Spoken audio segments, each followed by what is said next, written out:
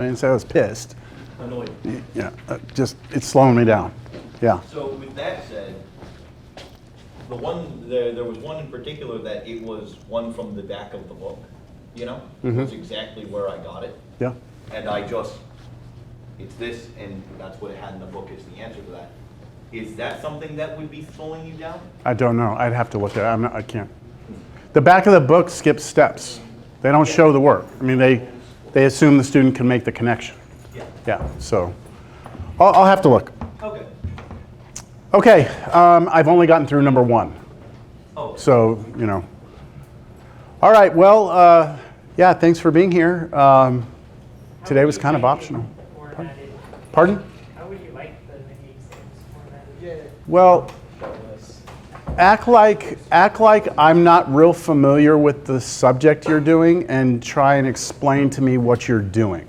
The idea is that, let's just say like a year, 2 years down the road, you're in some class and you need to go back and reference something. Could you read your own work and know what you were doing?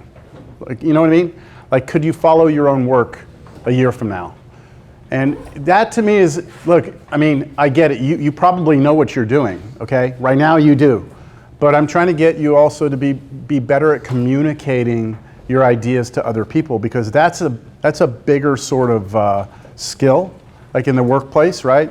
You're working on a project, your team has a task, and then you need to bring your results to the rest of the team. And if it's just like looks like scratch work and you're not explaining how, you know, it's hard to work that way. So it's an opportunity for you to get better at it, that's all. So I might try and share one of your classmates or 2 of your classmates. I have to ask them first, but you know, to see if they're okay with me showing what I'm looking for. All right, let's get into today. So today is, it was kind of optional that you're here, but I still expect that we are going to make progress today and that is going to be part of the course. But what we do today will not appear on the exam, which is taking place next Wednesday, right? A week from today. Now, I did send a review for that. Did y'all get that review? It's probably not the review that you were wanting, but it is actually very detailed, because what I did was I went through the actual exam and I looked at each problem and I said, well, what do they need to know to do this problem?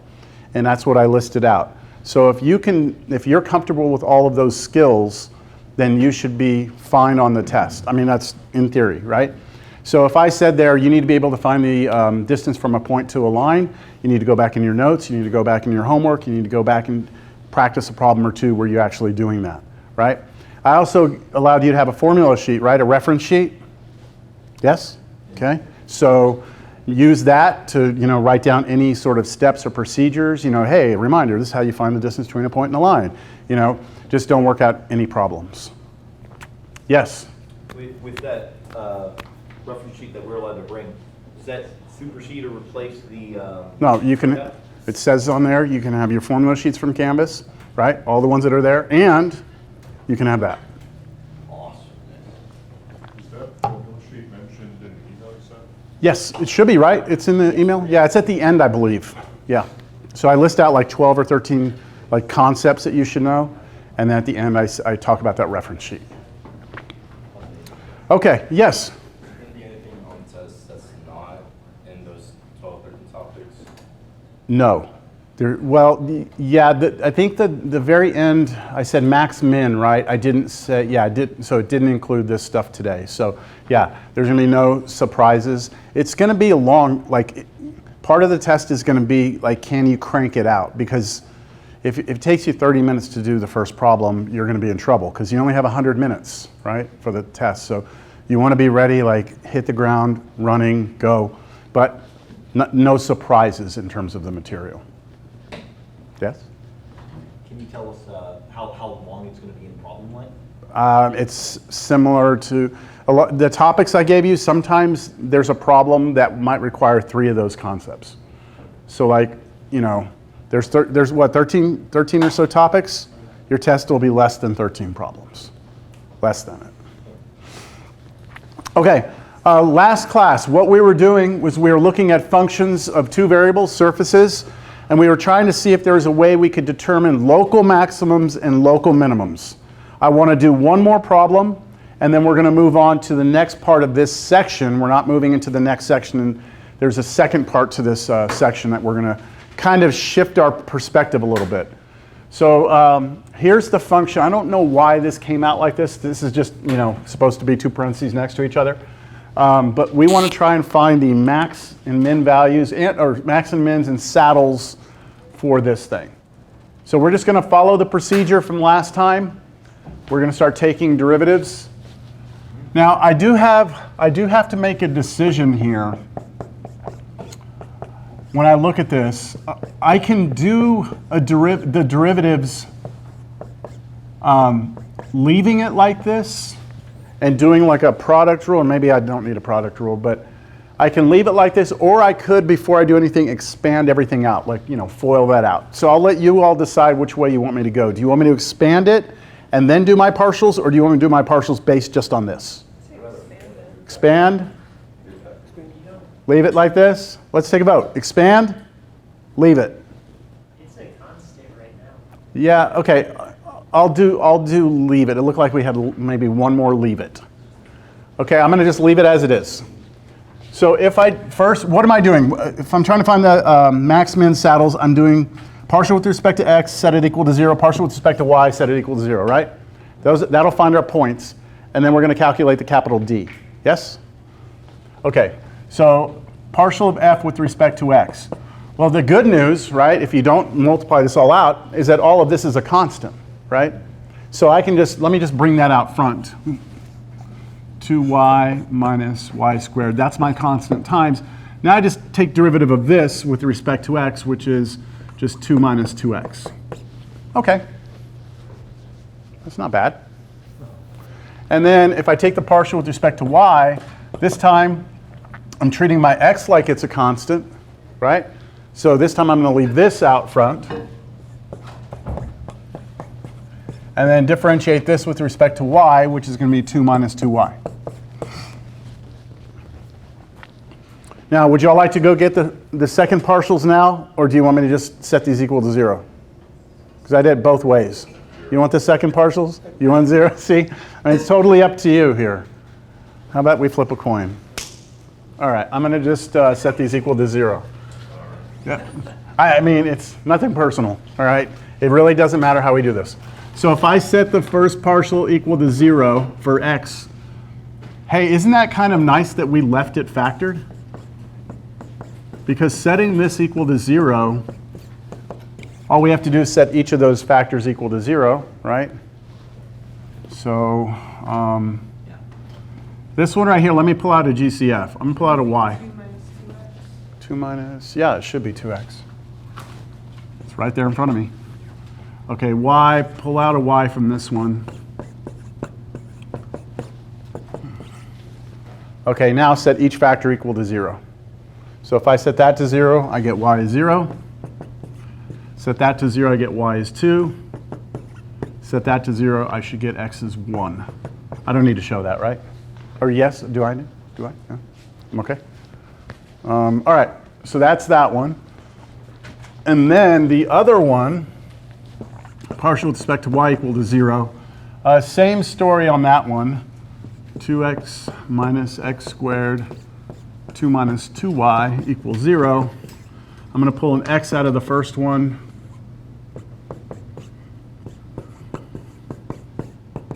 And then set each of these equal to 0. X is 0, x is 2, and finally y is 1.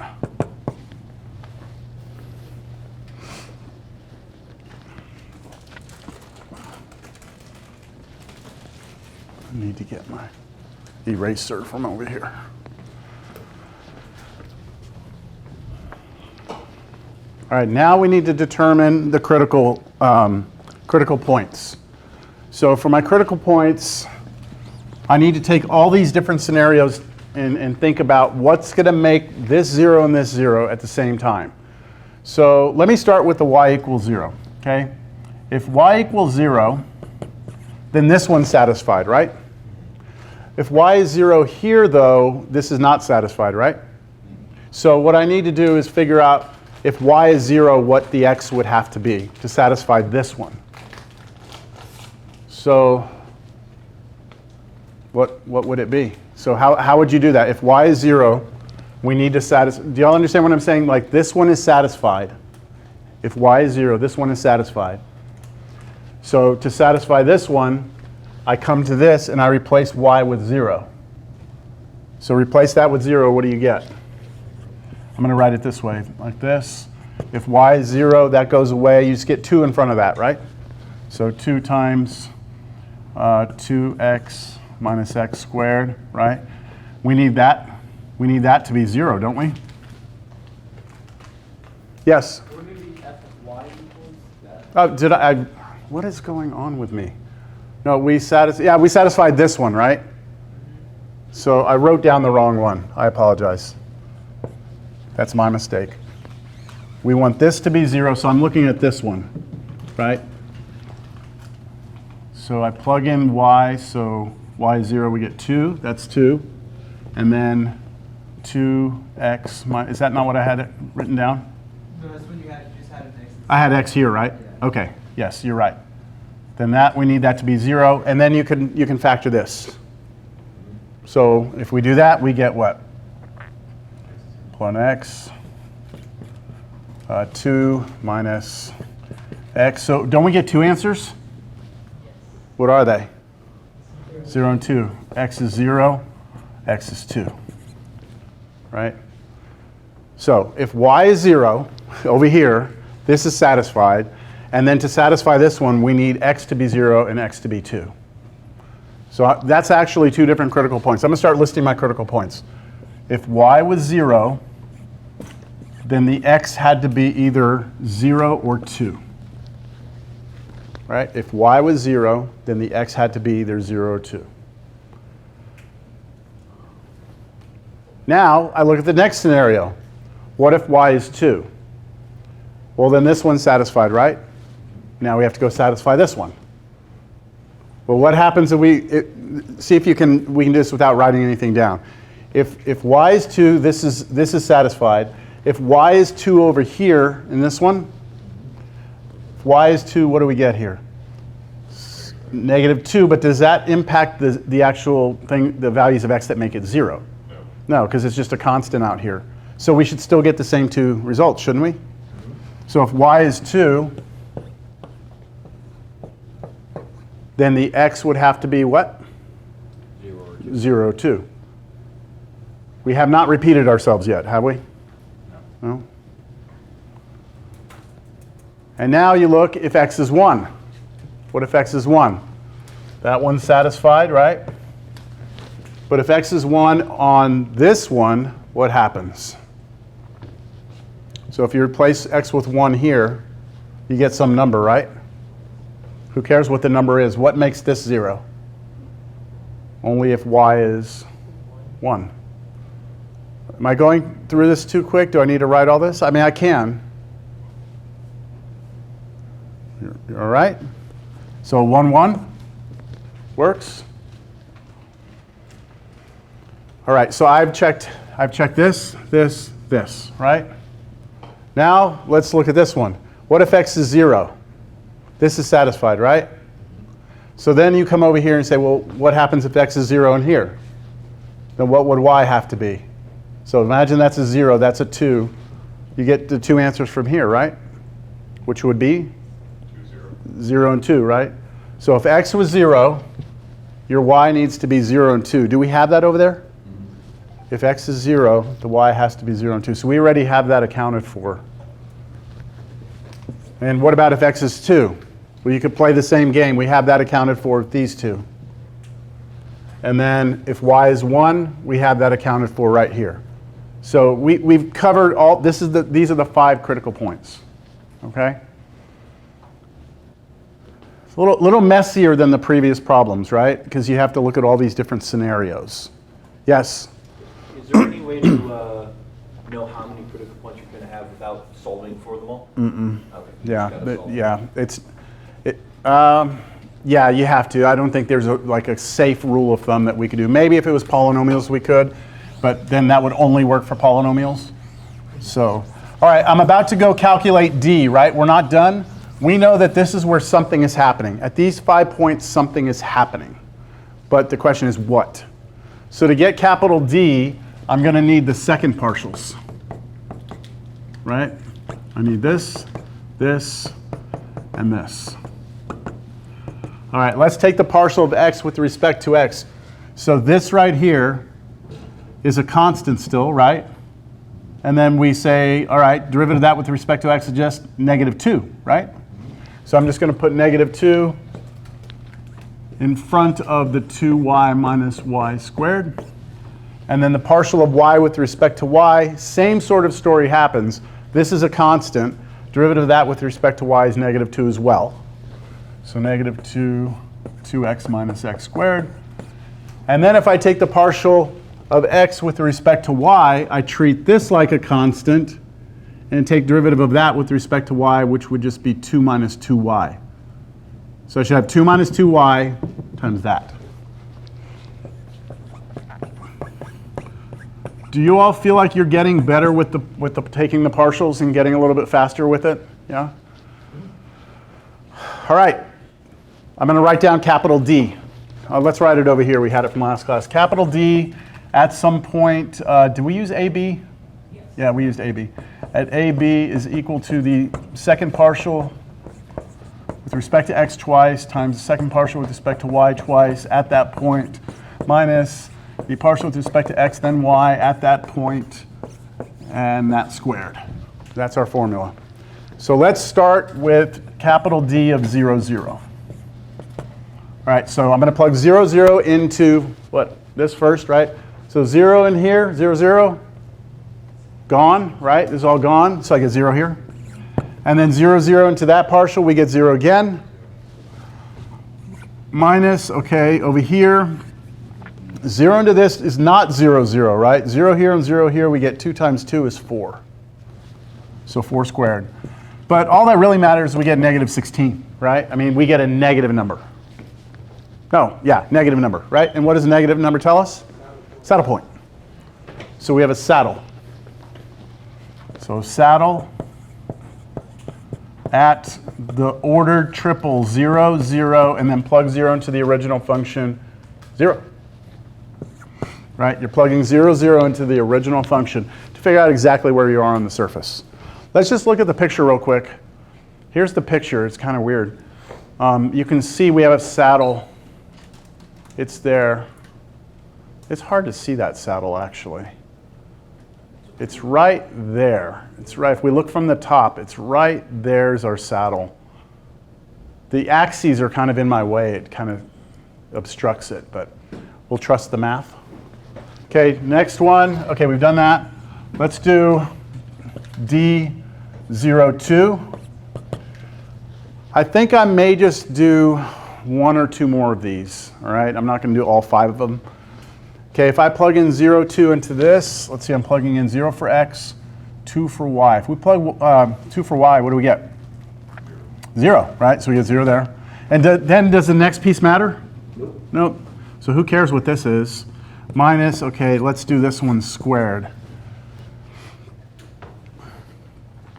Partial of x with respect to y, plugging in, we're doing this one. 0 for x, 2 for y. 0 for x gives me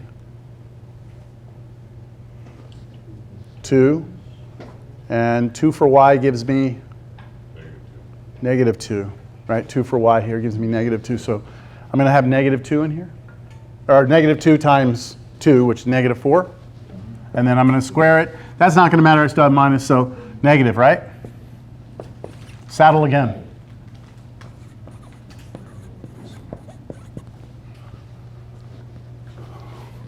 Of course, I need to plug in those values, right? Plug 0 and 2 into that, and you get your x, y, and z. Let me show you these. I'm going to make this a little bigger. Okay, the first one we found was 0, 0, 0. That's that point right there. Sorry that everything's in the way, but there's that saddle point. Then we just found the point, it was 0, 2, 0, right? Boom, that's that one. That's also a saddle point. And then let's do 2, 0, 0. I'm just going to have the computer do it. We have another saddle point right there. And then 2, 2, 0, that's our fourth saddle point, right? We have 4 saddles. And then the only one that's not a saddle is 1, 1, 1. And that's that little hilltop right there. So do y'all want to calculate D for 1, 1? We can just do that one and then we'll be done. So D of 1, 1. So I'm leaving those to you. All right, D 1, 1. Okay, if I plug in 1 for both of these, let's see, 1 in here, we get a negative number, negative 2, I believe, right? 1 goes in here, we get 2 minus 1 is 1, and then multiply times negative 2. Then we plug in 1 into this, same story. We should get a negative 2 there. Then subtract from that. Okay, we plug in 1 here, what do we get? 0, right? We get 0 there. So this multiplies together, negative times negative is positive. We get a positive number here, right? Positive means you either have a local max or a local min. To figure out which one it is, you look at what? XX1, right there. And if it's negative, it does like that, so you have a max, right? So this is negative. Right, yeah. So that's negative. So you have a local max at the point 1, 1, and then if you plug 1 into the original function, you should get 1 as well. All right. Y'all feel okay with all this? I mean, the problem on the exam next week is going to be, you know, nothing. I'm not trying to like give you the hardest problem in the world. I'm not trying to give you the easiest thing in the world. You're going to have to do some solving of equations, you know, like when you're trying to set the partials equal to 0, you're going to have to do something, right? It's not going to be like the very first example I gave you. Remember the very first one where we took these partials and they were just constants? It's not going to be that, okay? But it's also not going to be like some crazy algebra that we've never done in class before, right? That would be a take-home. That would be like your take-home exam type thing. It's not going to be the bonus question. It's not a, well, yeah, the bonus question is a little messy. I don't know, I haven't made it yet. I just know that it's not going to be. The thing I don't like about this one is that it's a lot of points. You know, I just want you to show me you understand the idea. 2 or 3 points that you check. I don't want you to have to calculate D 5 times. It just takes up too much time. So an ideal problem would have both a local max, a local min, and a saddle, right? Okay, so let's go back to when we started this section. When I started it, I told you about the second derivative test from Cal 1. And basically, it was a test that we used to figure out local maxes and local mins, right? So back in Cal 1, if we have a function that does something like this, whatever, we can find the peaks and valleys, right? Peaks and valleys. These are all local maximums and minimums, so we use the second derivative test to do that. Now in Cal 3, we can do the same thing for surfaces. What those two ideas or concepts have in common is that we have no domain restrictions here. There's no domain restrictions, right? And I'm only telling you where you have hilltops and valleys. I'm not telling you where you have like the absolute highest point and absolute lowest point on a function. We can do that if we restrict our intervals. So back in Cal 1, if we take a function and start it and stop it somewhere, let me do it this way. Let's say I take that function, I start it here at A, I end it here at B. As long as that's a continuous function, as long as it's continuous, I can draw it without picking up my pencil. As long as that's true, then I should have an absolute highest point and an absolute lowest point. Right? You know, agree with that? Draw me a continuous function. Start it, stop it. You should have a highest and lowest. Yes? Couldn't you find the highest and lowest points in the last example just by looking at the z value of the point? The z value. Like, once you find the critical points and you plug it back in, you find where it's located. So yeah, we can find the height and the heights of, and you know, how high and low those points are. What we don't know is if that's the highest point on the entire function. We know that locally it should be a hilltop, but somewhere else there might be a higher hilltop. Or perhaps the function goes up forever. Like for these, look at these. That's king of the hill, right? King of the valley, whatever, right? But there's nothing that tells me this is the highest point. I can compare these two and I can say, oh, this one's higher than this one, but I still can't say that this is the highest on the entire graph. I have to somehow be able to analyze the rest of the graph, right? And if it goes up forever like this, then there is no highest point. As soon as you restrict it, though, to a closed interval, then you must have a highest and lowest point. You have to. Does that clarify? Yeah? So there's a different method that we used when we were trying to figure this out in Cal 1. And it was called the closed interval method. All right? So I'm going to remind you by doing an example from Cal 1. And I'm going to use the closed interval method, and that's going to lead us into the second part of this section. All right? So let's take this example here.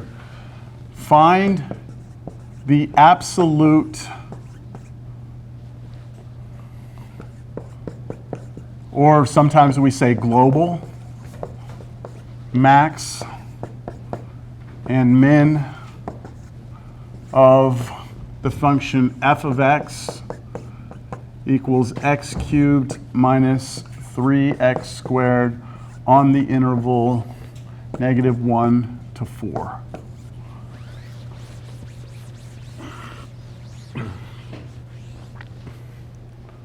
Yes? What's a global max? Is that just like an absolute? It's the same thing. Those words are used interchangeably in different books. So the absolute maximum is the highest point. The global maximum is the highest point. All right, so we have some graph, right? And we're restricting it, and we're going to try and figure out what the highest and lowest points are. The closed interval method from Cal 1 says this. First thing we're going to do is we're going to take the derivative of this, which would just be 3x squared minus 6x, right? And then what we're going to do is set that equal to 0. So we're finding the critical points or critical numbers. So take that derivative, set it equal to 0, and you get 3x squared minus 6x equals 0. 3x, factor out x minus 2 equals 0. And you get two solutions here. X is 0 and x is 2. Right? Some of y'all did that on the last mini exam for the very first function. You took the derivative of something and you set it equal to 0, and it was on the interval 0 pi, and you got solutions, but nowhere in there did you actually convince me that it was the maximum that you found. This does not mean I have a maximum at 0 or a maximum at 2. It means I have maybe a maximum at 0 and maybe a maximum at 2, and maybe they're minimums, right? Just because you find the critical numbers, you have not demonstrated that you have found any highest or lowest points. It's just that if they occur, they're going to occur somewhere here, if they're going to. So I continue. All right, so now what's the closed interval method? You find the derivative, you set it equal to 0, you find your critical points, and then, here's the key, what you do is you take the original function, not the derivative, you take the original function and you evaluate the original function at both endpoints of the interval and at the two critical points you found. And so basically what we're saying is that if there's a highest and lowest point, if there is, which there has to be if it's a continuous function on a closed interval, it's either got to occur here at one of these, or it's going to happen at the endpoints. It's either on the inside at a hilltop or valley, or it's going to be at the endpoints. And so we just compare, and we just plug in, and we say, okay, which of these gives us the biggest value out? Which of these gives us the smallest? Yes? Would that also find the local, like as opposed to the absolute, would it find also the local? We won't know if it's a local max or min. Well, I thought you would, because if it's like positive or negative, positive by the interval. Let's plug these in, and I'll plot, and then I'll show you that you wouldn't be able to tell me. All right? So if we plug in -1, what do we get? We're plugging -1 into what? Not the derivative, right? The original function. So plug -1 in there, what do you get? -2? Is it? -4? I think it's -4. -4? Yeah, because that cubing of that gives you -1, and then the squaring in, yeah, -4? What about if you plug in 4? Ugh. Is it 16? Okay. 0, I like that one. I'll do that one. 2, -4? All right. So I can tell you right now, the absolute maximum value of this function on this closed interval is 16. And it happens when x is 4, right? So this right here, we have absolute maximum there, all right? And then what about the absolute minimum? Well, the value is -4, right? That's the lowest this graph ever goes, but it actually happens at 2 different points, right? So this would be our absolute minimum and the absolute minimum, right? The minimum value of this function on that closed interval is -4, but it happens at 2 different places. Get back to your question. What were you suggesting? Okay, so we know our balance between, we now know our highest and our lowest. Our highest and lowest we know. So now, basically what I'm saying is wouldn't 0, since it is a critical number, Mhm. be both a local min or a local max? It's one or the other, most likely, yes. But it could also be, so let me draw you a picture. I don't know. I actually don't know if this is a local max or a local min or neither. It could be neither. Let me draw it. So at -1, we're at -4, right? We're here. At 0, we're at 0. At 2, we're at -4 as well. And then at 4, we're at 16 way up here, right? Okay, yes? So I have my absolute minimum, absolute maximum. This I know is just a critical number. It could be a max or a min. I don't know. You said it's not, you said it would be also nothing. It could be nothing, right? So look, what if it does this? You see, like a flat tangent You line? would find that in the derivative test, wouldn't you? Well, all I did was found where the derivative was 0, right? Do you agree that the derivative is 0 here? Yes. That's all I know. But you, like you also stated, there's also another hill right there. You would find that at the derivative point, that would be a derivative point you would find. Okay, so if this point, well, I mean, in this particular case, I couldn't draw it that way because I would have had another one, right? Okay, so put it there, right? Does that change your information? Like, let's say you knew that there was a critical number here. It wouldn't change that, would it? No, it would not. It would not. Also get that as a point, so it would be either. What you're trying to do is generalize something, right? And I'm trying to show you that I can easily come up with a way to make the generalization not work. Could it be that way? Absolutely. But right now, from this information right here, without further investigation, I don't know if this is a local max or a local min or what we would consider a saddle point. I don't know for sure. Gotcha. Yeah? Yes?